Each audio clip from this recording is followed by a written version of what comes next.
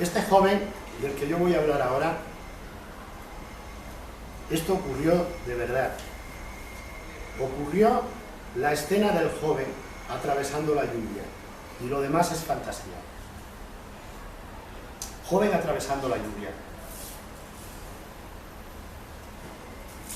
¿Cómo puede el cielo oscurecerse más que la noche y poder tan claro verlo? Lo que acechaba por alto volvía rasantes las palomas, previsible el deambular de los solitarios en ese momento. Todo intuía un chaparrón salvaje como una redención, nubes imentes que se encuentran tras vagar perdidas y que por fin se dejan enloquecer y desmayar, humanas e inhumanas. Coches y gentes bajo un puente de modernidad coloreada, de económica luz y manchas viejas de aceite todavía. Nos quedamos todos aislados entre dos cortinas de agua. De repente, un joven héroe atravesó la gruesa lluvia, cruzó chorreando con los ojos desatentos, calle arriba, tras su moneda en el aire, y ninguna palabra cruzamos.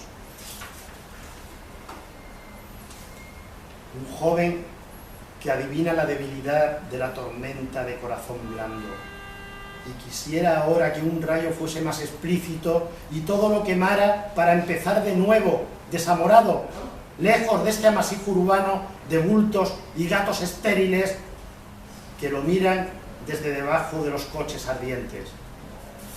Este es el mediocre campo de batalla donde ocurren los hechos, que cantan la derrota de los hombres finitos e infinitos, sin ejércitos ni dioses.